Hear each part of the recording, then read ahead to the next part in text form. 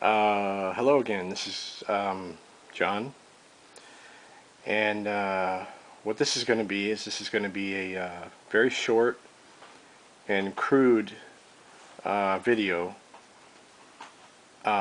explaining how I personally scallop a fretboard. As you can see, I'm in the process right now of scalloping this carven bolt kit neck. This is going to be brief, and I'm just basically going to explain the steps that I go through to scallop a fretboard. This is only the third fretboard that I've scalloped. I don't own the other ones, so I can't show you those as examples, but the first step that I do personally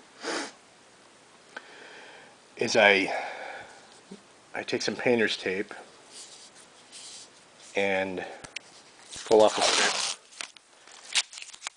and I kind of run the painter's tape along the side of the fretboard where I want the depth. This way I can get all of the frets the same depth, and so I just put the painter's tape along the side here.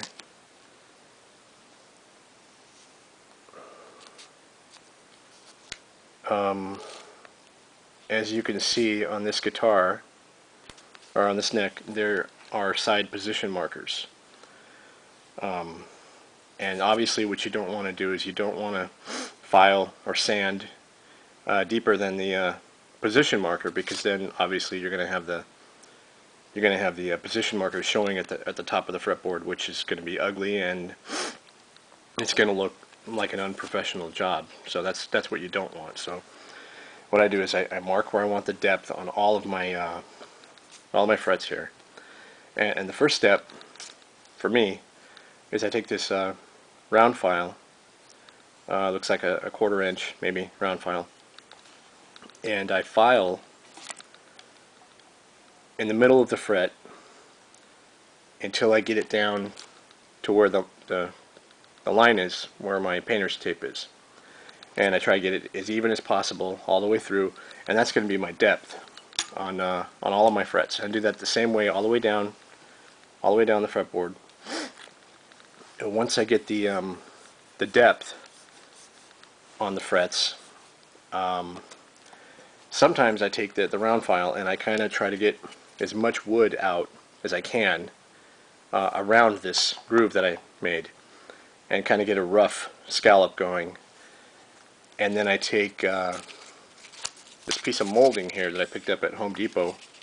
As you can see, it's rounded, and I take my right now I'm using 100 grade 3M sandpaper, and I wrap the molding on the brown part like this, and I just keep working the fret until I get it basically a rough scallop going.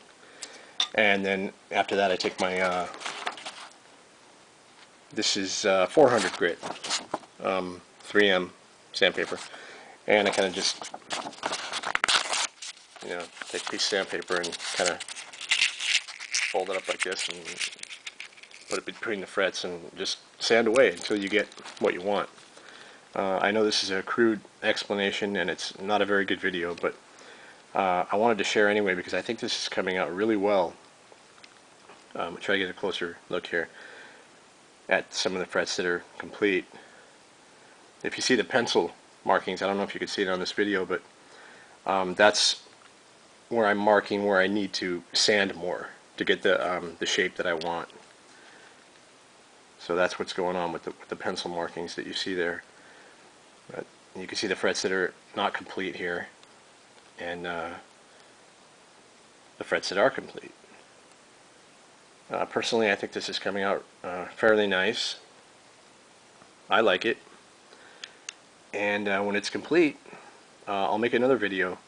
What I plan on doing with this fretboard when it's complete is just putting some tung oil on the wood And when I do that on these fretboards, it matches the color of the frets that were, you know, the way they originally were. It matches the color, so it fills it in nicely, and you can't really tell that the wood has been manipulated and then not refinished. So, but basically that's it.